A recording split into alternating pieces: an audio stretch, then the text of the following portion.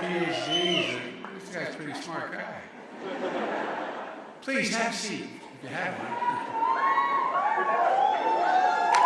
It's so great to see you all.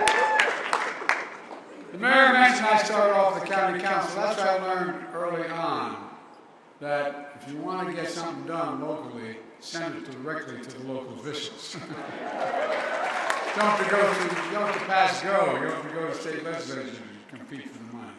Folks, I only ran for the Senate because local government was too hard. You all think I'm kidding. They know where you live. They think you can solve every problem. You know the authority to do it, and they hold you accountable for everything. So God love you, my mother would say. Thank you all for being here. Congratulations to the National League of Cities. 100 years. Well, I'll make it clear, I've been a strong supporter, but I wasn't at the first meeting.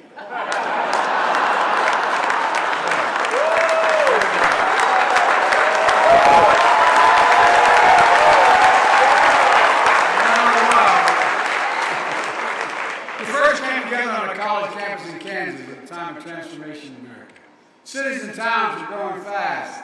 Our economy is changing and was pushed to transparency and reform and efficiency, a big push. And you help one another deliver for folks ever since that time. Because, I mean, look, think about it, all kidding aside.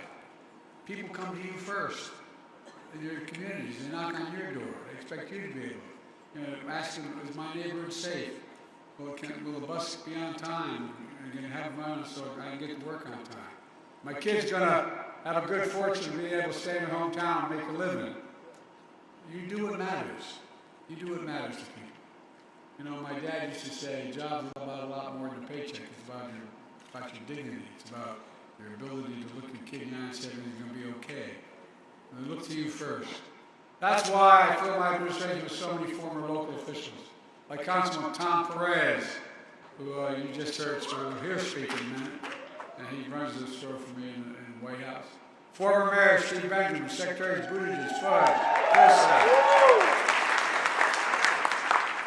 we know what you all do and what a measure of success is and how many partisan points you score. It's the basic thing we've all got involved in the first place for. Can you fix the problem? Can we fix the problem? Can we be responsive? We're here for one reason, to deliver to families and communities for the country.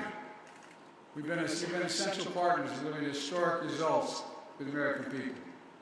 When I ran, I know it sounds silly, I said I promised to be president for all Americans, whether they voted for me or not.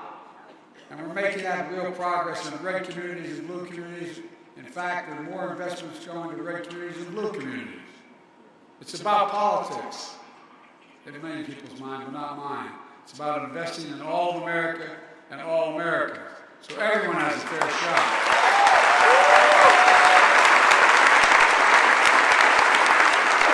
Leaving nobody behind. When I came to office, the pandemic was raging.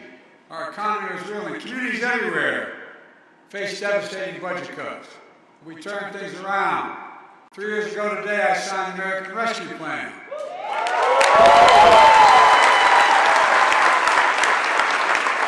Instead of just some of the few big cities, we provided $350 billion to state and local governments for you to decide how to be spent.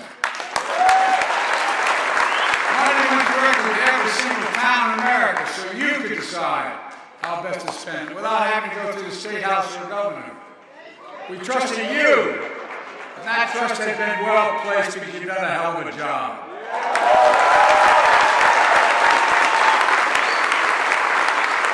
Use those funds to vaccinate your communities, to keep essential services going. Put cops on the beat, you put teachers in the classroom. You kept small businesses on their feet and families in their homes. Then I proposed to sign the most significant investment of our nation's infrastructure in generations. 47,000 new projects announced so far across communities, modernizing American roads, bridges, ports, airports, public transit, and more. Creating jobs now and jobs for the next decade. We went through, remember we had infrastructure week for 4 years? Not even that infrastructure week for 10 years, when we were doing something every week. Look, I've stood with mayors out where you're rebuilding. The Blackneck Bridge in Wisconsin, Minnesota, $1 billion operation. The Brent Spence Bridge in Kentucky and Ohio. By the way, not only changing the economy for those communities and all up and down the coast, up and down the country, but it's doing something else. It's generating good, really good jobs. And it's bringing communities back together.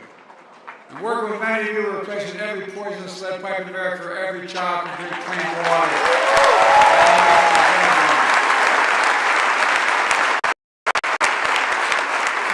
In January, we're all in North Carolina, where we're investing $3 billion to connect the entire state with affordable high-speed internet to end by the end of the decade.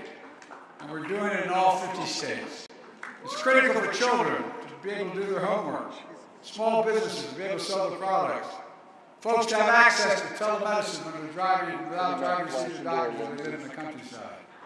We've already saved 23 million families $75 a month on internet bills. Congress needs to reauthorize that program now, by the way. I need your help.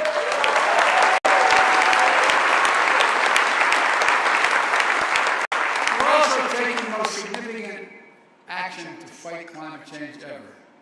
You know, I mentioned when we talked, well, we started on all that. I feel pretty passionate about it. Look, I visited many of your towns as we work together to respond, rebuild, and increase reliance and resilience. But the resilience is the important part. We can't build back to what it was. We've got to build back better. And everything we're doing for real. The climate's already changing. Resilience to extreme weather, revitalization of fence-line communities smothered by the legacy of pollution. We're also promoting clean energy, advanced manufacturing, and other industries, a future that's made in America. You know, there used to be there's a law that I didn't even realize, most didn't realize, that back in the 30s when they were talking about whether the unions could exist and so on and so forth, there was a lot of legislation in the Roosevelt administration. One law that got passed was any money sent to the president to spend on a federal project should be spent with American products and American workers. Well, here's what happened. A lot of folks, both parties didn't pay much attention to that, but not anymore. We build American, we buy American, and we are American.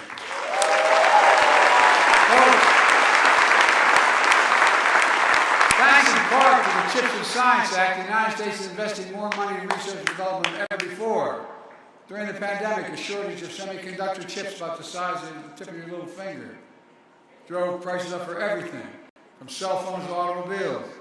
Well, instead of having to import semiconductors, which America invented, I might add, private companies are now investing billions of dollars to build new chip factories here in America.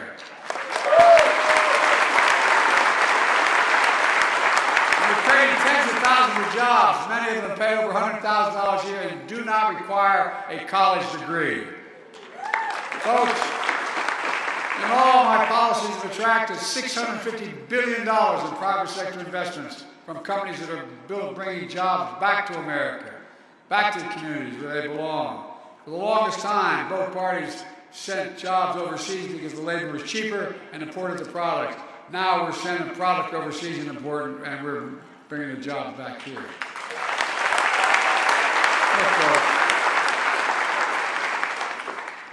In thousands of cities and towns, we're seeing a great comeback story. Nearly 15 million new jobs created so far. That's a record. Growth is strong, wages are rising, inflation is down. Individuals have filed to start an additional 16 million new businesses since I took office.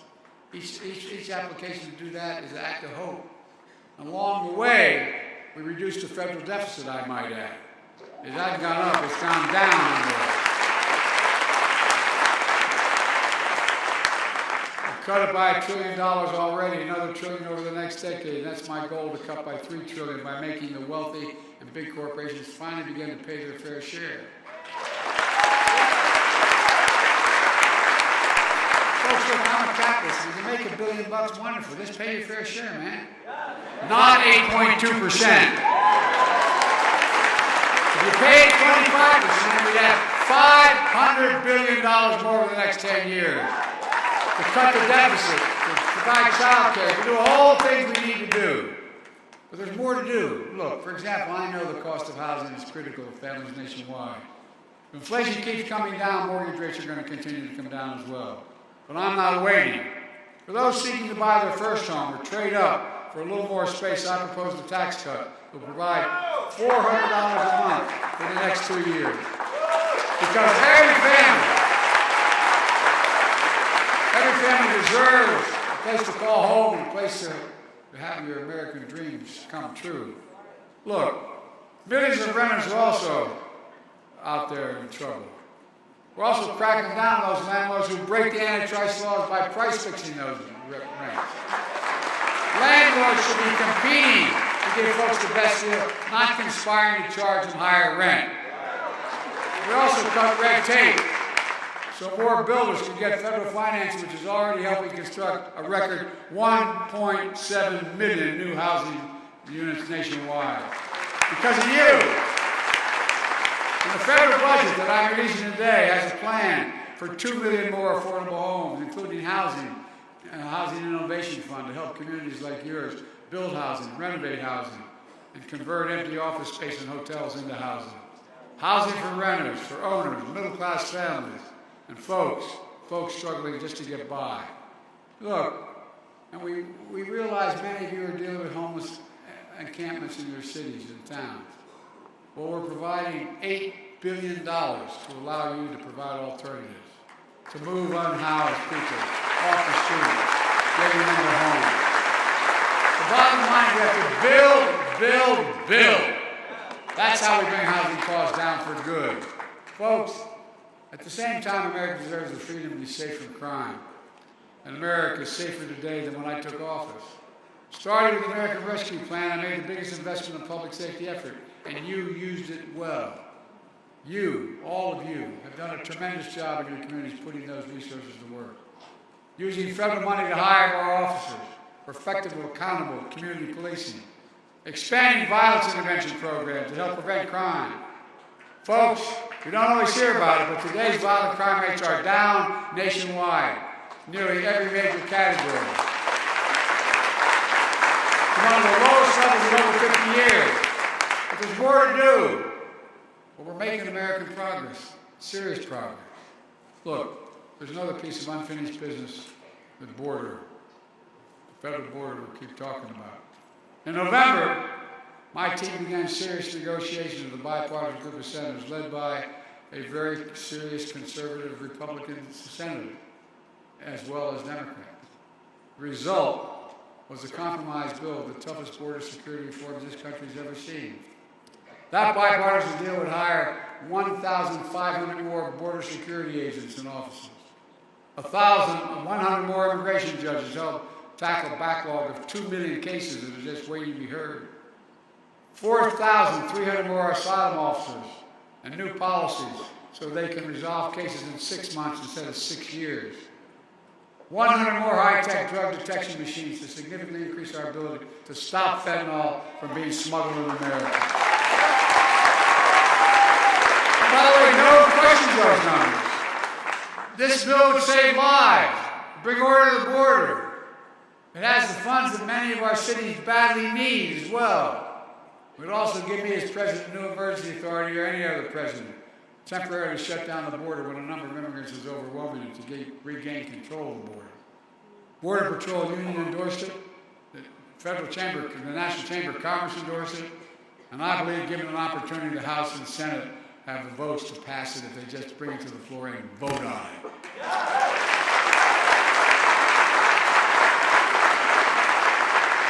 Well, up to now, politics has intervened. Folks, we have to end the games. We have to deal. This deal is about a win for America. Your cities and towns. You all face this issue every single day. So it matters to you, your community, to tell your members in Congress to show up, show a little spine, and pass the bipartisan border security.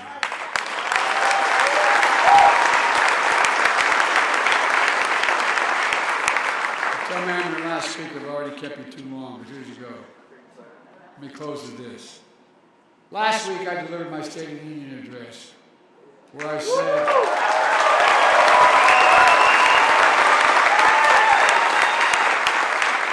I stated what I believe to be the empirical truth. The State of the Union is strong and getting stronger.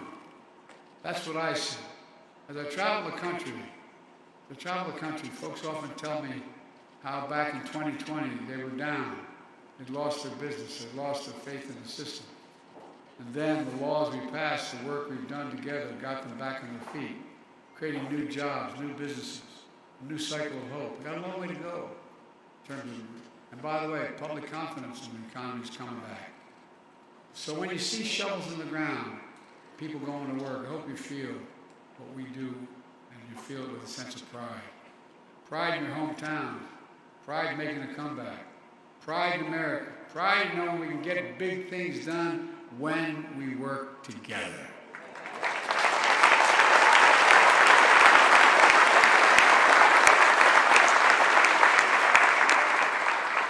Folks, as I said, I've been around a few days.